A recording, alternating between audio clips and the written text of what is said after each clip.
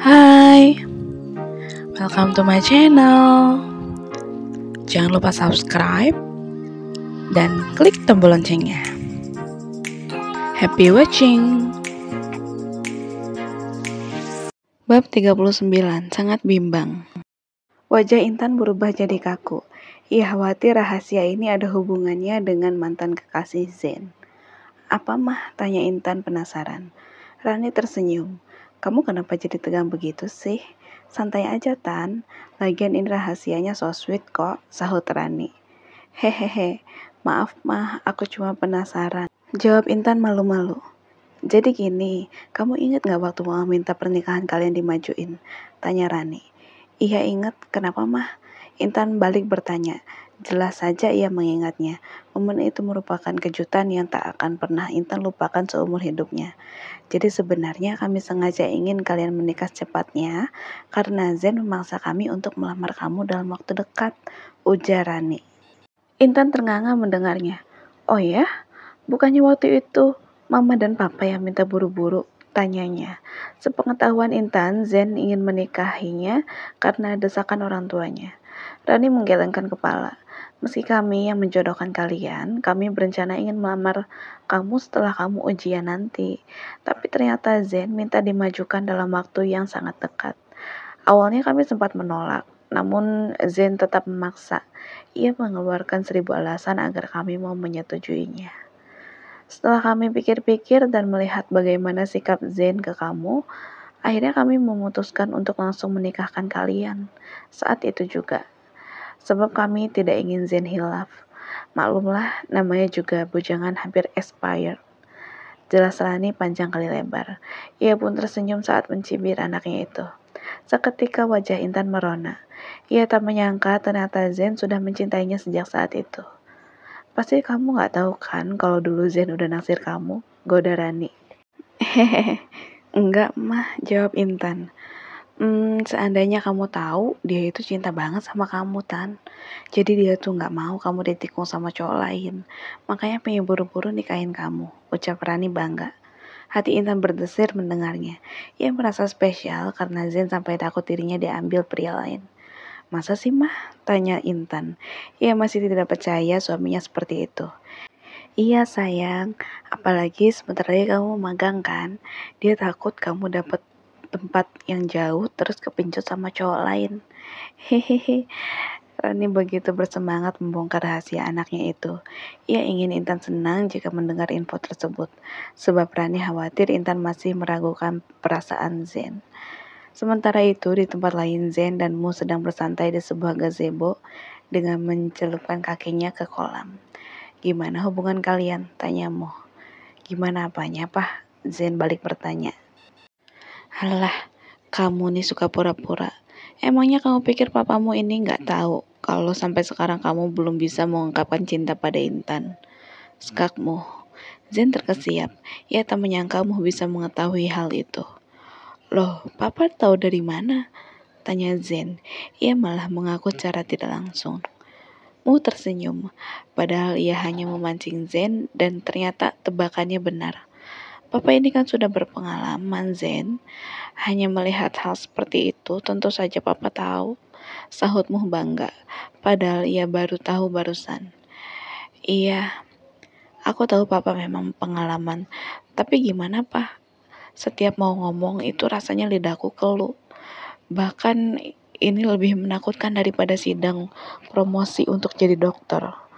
Sahut Zen. Ia kesal pada dirinya sendiri. Payah kamu nih, gaya aja galak sama bawahan. Tapi berhadapan sama istri sendiri takut, ledekmu. Tapi kan aku sudah membuktikan dengan tindakan, Pak. Bahkan kami sering bercinta dan aku selalu memperlakukannya dengan lembut. Zen mencari pembenaran. Ya terserah, Papa hanya berusaha menjelaskan apa yang Papa tahu tentang wanita berdasarkan pengalaman membangun rumah tangga bersama Mama. Kalau kamu nyaman dengan kondisi sekarang, silakan saja. Tapi jangan menyesal jika di perbatasan nanti Intan bisa tergoda pria lain. Ancammu. Dek. Zen sangat terkejut saat papanya tahu bahwa Intan akan dikirim ke perbatasan. Papa tahu dari mana mengenai hal itu? Tanya Zen gugup. Mu tersenyum. Senyumannya seolah meledek Zen. Apa sih yang papa nggak tahu tentang kamu? Sahutnya. Secara tidak langsung Muh menegaskan bahwa ia selalu tahu tentang anaknya itu. Kalau memang papa tahu, lalu kenapa papa tidak mencegah atau membatalkannya? Tanya Zen. Ia merasa kesal karena papanya hanya diam saja. Untuk apa? Meski papa tahu, papa tidak mau terlalu ikut campur dalam urusan kalian. Lagi pula anggap saja ini pelajaran buat kamu. Supaya kamu bisa tahu bagaimana rasanya jauh dari istri. Pak, aku akui itu adalah kesalahanku. Tapi hal itu aku lakukan jauh sebelum kami menikah. Dan saat ini aku menyesal. Ucap Zen jujur. Muh menyunggingkan sebelah ujung bibirnya. Ambil hikmahnya saja Zen. Jadi orang itu jangan ceroboh. Jangan merasa memiliki power. Sehingga bisa bertindak seenaknya. Sahut Muh. Muh memang sengaja ingin Zen menyesal agar tidak mengulangi hal seperti itu lagi. Ia pun ingin Zen bisa lebih menghargai Intan sebagai istrinya. Pah, apa Bapak tidak kasihan pada Intan? Aku mohon tolong bantu aku membatalkan rencana itu. Pinta Zen. Kasihan? Bukankah hal itu harusnya ditanyakan ke diri kamu sendiri?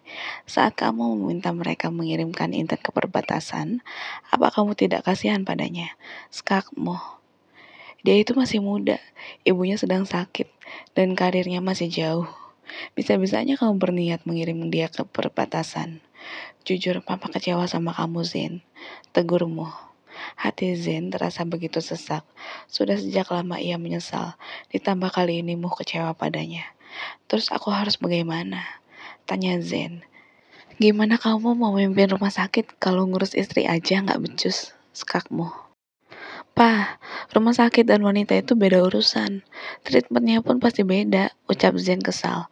Oh iya jelas, bahkan kamu yang sudah jadi profesor pun tidak paham bagaimana cara memperlakukan wanita dengan baik. Percuma sekolah di luar negeri. Cibirmu, ia sangat gemas pada anaknya itu. Pak, mungkin untuk masalah karir kita bisa cari ilmu di mana aja.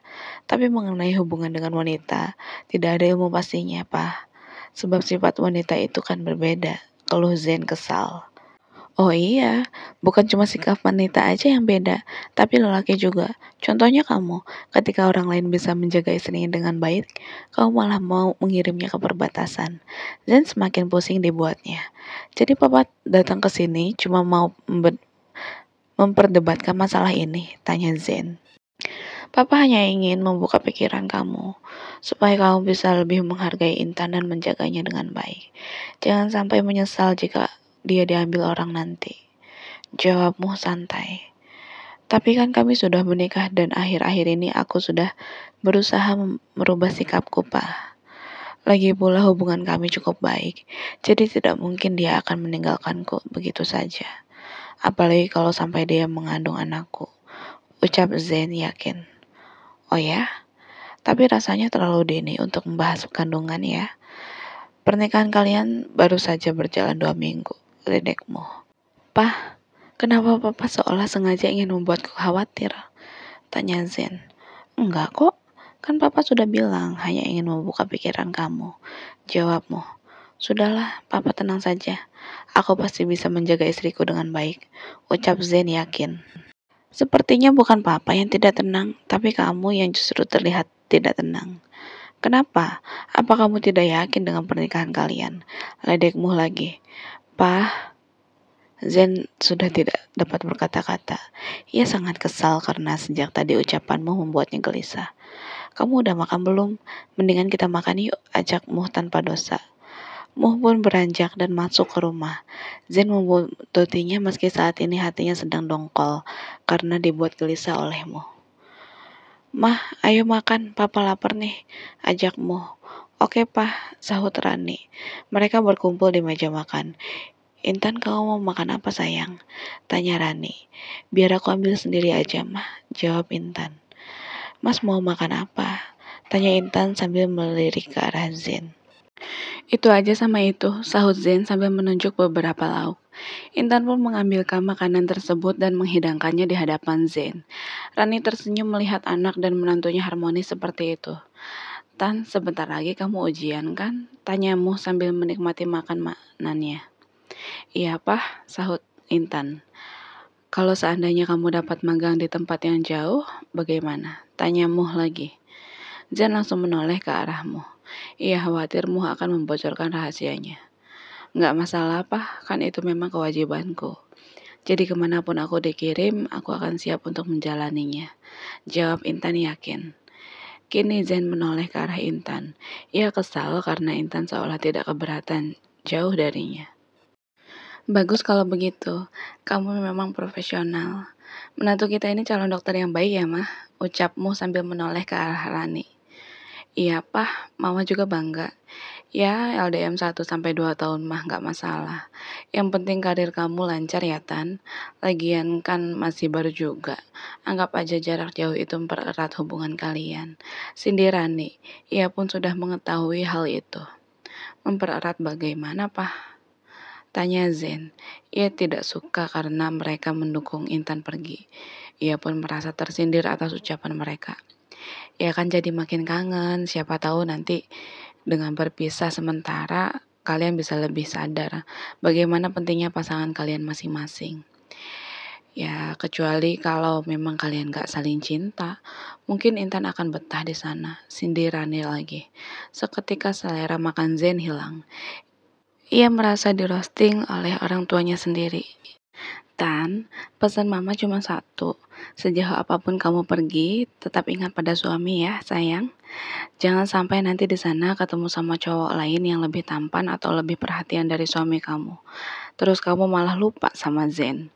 Ucap Rani sambil melirik ke arah Zen. Ia sengaja ingin meledek Zen. Bukan tanpa alasan mereka melakukan hal itu pada Zen. Mereka hanya ingin Zen bisa lebih menunjukkan rasa cintanya pada Intan. Sehingga Intan merasa dicintai. Mama keterlaluan. Batin Zen kesal. Akhirnya Zen ngambek. Ia minum air mineral dan menyudahi makannya. Padahal makannya masih banyak. Sayang, Mas tunggu di mobil ya, ucap Zen sambil beranjak. Lalu ia pamit pada Rani dan Mo. Aku pamit, Mah, Pah, ucap Zen sambil mencium tangan mereka. Meski sedang ngambek, Zen tetap menghormati orang tuanya. Intan ternganga melihat kelakuan Zen. Ia bingung mengapa Zen tiba-tiba seperti itu. Muh dan Rani sudah tidak heran. Anaknya itu memang terkadang sensi, apalagi jika membahas Intan. Saat ia minta pernikahannya dimajukan saja, Zen sempat ngambek karena orang tuanya tidak setuju. Ya Tuhan, anaknya tuh Pah, ledek Rani. Ia tidak sakit hati karena tahu, meski suka ngambek seperti itu, Zen tetap menghargai dan menghormati mereka. Maaf Mah, emangnya Mas Zen kenapa ya? Tanya Intan bingung. Ia merasa obrolan mereka tadi biasa saja. Ya begitu deh, suami kamu tuh suka sensi. Makanya mama harap kamu banyak bersabar ya.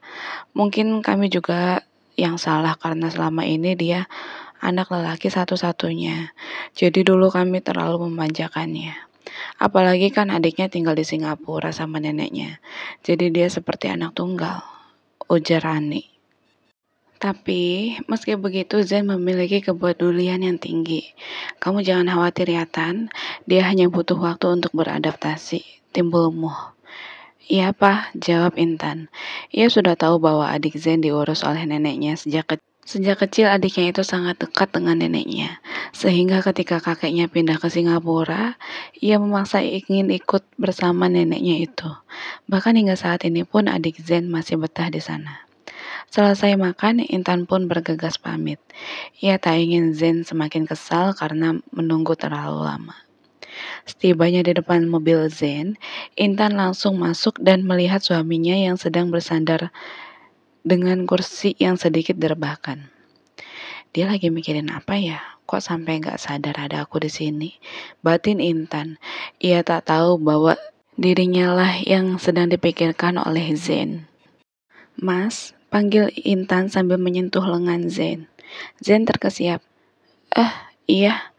Ia pun langsung duduk dan menegakkan kursinya. Mas kenapa? Tanya Intan. Gak apa-apa, lagi ngantuk aja. Kamu udah selesai makannya? Zen balik bertanya. Udah, sahut Intan. Ya udah kita pulang sekarang, ajak Zen. Ia pun melajukan mobilnya meninggalkan rumahmu. Di jalan, Zen bertanya pada Intan. Tan, panggil Zen. Iya mas, tanya Intan. Kamu serius? Nggak masalah kalau dapat tempat magang yang jauh? Zen balik bertanya. Iya, emang kenapa mas? Intan bertanya kembali. Kamu kok kayaknya seneng banget kalau dikirim magang ke tempat jauh? Tanya Zen. Ia tidak suka dengan jawaban Intan barusan. Hah? Seneng gimana sih? Intan balik bertanya. Ia tidak merasa senang atau apapun. Ya kita kan baru nikah. Terus kamu kayak santai banget meski dikirim ke perbatasan. Harusnya gimana kek? Sahut Zen sebal. Intan tersenyum. Ya terus aku harus gimana? Nolak? Kan gak mungkin. Sebagai dokter muda aku cuma bisa nerima aja apapun keputusan yang diberikan. Jelas Intan. Zen menghela napas. Padahal ia ingin mendengar Intan mengeluh. Dengan begitu Zen merasa dibutuhkan. Namun ternyata Intan tak merasa keberatan sama sekali. Setidaknya kamu bisa protes jika memang keberatan. Tapi kalau kamu memang senang jauh dari saya, ya silakan, ucap Zen kesal. Intan mengerutkan keningnya. Kayaknya mas yang keberatan jauh dari aku ya, tuduh Intan. Zen terkesiap. Kamu gak usah GR, sahutnya salah tingkah. Bukannya GR sih, cuma kan selama ini emang mas yang selalu butuh aku. Wajar sih, kalau gak ada aku mau minta jatah sama siapa lagi. Nasib jadi istri cuma dibutuhin pas lagi pingin aja. Gumam Intan sambil memalingkan wajah ke arah jendela. Oh, jadi kamu merasa seperti itu. Jadi apa yang saya lakukan selama ini gak kamu anggap? Zen semakin kesal dibuatnya. Ia merasa selama ini dirinya sudah memberikan perhatian lebih pada Intan. Namun ternyata Intan malah bicara seperti itu. Entahlah, antara perlakuan dan ucapan mas tuh gak sinkron. Jadi aku bingung dan gak bisa menyimpulkan. Yang aku tahu mas itu gak cinta sama aku dan pernikahan ini emang cuma karena perjodohan. Jadi untuk apa aku harus memikirkan nanti magang mau dikirim kemana? Toh gak ada orang yang bakalan merasa kehilangan kan? Sindir Intan sambil melirik ke arah Zen. Niat hati ingin mengaku tetapi ucapan Intan malah semakin menyebalkan. Akhirnya Zen mengurungkan niatnya. Ia merasa momen yang belum tepat. Kalau kamu hamil bagaimana? Tanya Zen. Ia berusaha mengalihkan pembicaraan Intan. Ya gak gimana-gimana. Toh hamil pun gak akan merubah keadaan. Kalau emang aku harus pergi jauh ya tetap pergi. Jawab Intan lagi ketus. Tapi kan nanti di sana kamu pasti repot. Kalau kamu ngidam, mau minta sama siapa? Terus kalau kamu kenapa-napa, siapa yang mau nolong? Tanya Zen serius. Menurutnya wanita hamil pasti butuh suami karena akan ngidam dan dengan segala keluhannya. Intan mengerutkan wajahnya. Mas, kok emosi? Kenapa serius banget bahasnya? Lagian kan belum tentu juga aku megang jauh. Atau jangan-jangan mas udah tahu sesuatu? Tanya Intan. Zen gelagapan saat ditanya seperti itu. Tahu apa? Ia balik bertanya. Entahlah, dari sikap mas sepertinya mas sudah tahu kalau aku mau dikirim ke tempat yang jauh. Tuduh Intan. Zen menghela napas. Saya ini hanya antisipasi. Hidup itu kan harus ada antisipasinya. Saya cuma gak mau kalau nanti istri saya terlantar di perbatasan. Zen kelepasan. Perbatasan? Tanya Intan. Iya maksudnya di tempat yang jauh, perbatasan kan jauh. Jawab Zen gelagapan. Oh, gak masalah sih. Aku yakin di sana pasti banyak yang bantu aku. Apalagi di perbatasan itu pasti ada pasukan khusus yang menjaga. Jadi aku pasti aman. Sahut Intan. Zen langsung menoleh ke arah Intan. Oh, jadi itu alasannya kamu pengen pergi jauh. Kamu sengaja pengen ketemu cowok lain. Tuduh Zen. Mas ini apaan sih? Ngomongnya udah ngelantur kemana-mana. Kenapa? Mas cemburu? Kalau cemburu tuh ngomong aja mas. Gak usah marah-marah gak jelas. Ucap Intan kesal. Kebetulan saat itu mereka sudah tiba di rumah. Intan pun langsung turun dan membanting pintu mobilnya. Bruk. Zen memukul setir mobil karena terlalu kesal. Bagaimana caranya aku membatalkan permohonan itu? Gumam Zen sambil menjambak rambutnya sendiri. Tidak mudah baginya untuk membatalkan permintaannya tersebut, sebab image profesionalismenya akan dipertaruhkan. Zen pun turun dan mengejar Intan. Jika sedang emosi seperti itu, hasrat Zen memuncak, sehingga ia menarik Intan ke kamar. Mau apa sih? Tanya Intan kesal saat tangannya digandeng oleh Zen. Mau bercinta? Jawab Zen jujur. Lalu ia membuka pintu kamar. Ceklek. Masa aneh banget, kita kan baru aja sampai rumah, lagian tadi juga habis berdebat. Masa langsung pengen begitu? Keluh Intan, namun Zen tidak menjawabnya. Dengan ucapan, ia langsung membungkam bibir istrinya itu. Intan mencubiti dan memukuli tubuh Zen karena kesal. Namun Zen tak terpengaruh sedikit pun. Akhirnya Intan pun pasrah dan mulai terhanyut. Karena kamu sangat menggoda ketika sedang marah. Jadi sering-seringlah marah jika kamu mau saya liar seperti ini. Sahut Zen tanpa melepaskan tautan bibirnya. Kemudian siang itu mereka pun melakukan pergulatan panas. Benar apa kata Zen, jika sedang marah seperti itu hasrat mereka semakin terbakar. Seolah bercinta adalah cara untuk melampiaskan seluruh emosi mereka, sehingga mereka melakukannya dengan sangat panas. Terima kasih, ucap Zen sambil mengecup kening Intan setelah mereka selesai bergulat. Mulai sekarang kalau kamu ajak saya berdebat, saya anggap artinya kamu pengen bercinta. Lanjutnya sambil mengusap kepala Intan, lalu beranjak menuju ke kamar mandi. Mau marah, tapi enak. Hiks. Gumam Intan pelan. Bagaimanapun ia menikmati permainan mereka siang itu, sehingga Intan tidak mungkin marah pada Zen. Tapi benar juga ya yang dia bilang. Emang sensasinya beda sih. Kalau begitu pas abis marah tuh kayak udah lama gak ketemu. Ucap Intan sambil tersenyum. Wajahnya pun merona malu. Selesai membersihkan tubuhnya, Zen keluar dari kamar mandi. Ia pun melihat Intan sudah terlelap. Zen mendekati Intan sambil menyunggingkan ujung bibirnya. Sok nolak tapi akhirnya malah keenakan dan minta nambah. Gumam Zen sambil mengusap kepala Intan. Ia bangga karena selalu berhasil memuaskan istrinya itu. Hari berlalu, Intan pun semakin sibuk dengan ujiannya. Gimana persiapannya? Apa sudah matang? Tanya Zen sambil menghampiri Intan yang sedang serius belajar untuk menghadapi ujian. Insya Allah mas, sahut Intan. Ia sedang duduk di meja kerja milik Zen yang ada di rumah itu. Sebab Zen mengizinkannya menggunakan meja tersebut selama ia belajar. Satu tangan Zen memegang sandaran kursi yang Intan duduki. Sebelah lagi menyentuh tepi meja, sehingga posisinya seperti sedang mengungkung Intan. Mau saya bantu tes nggak?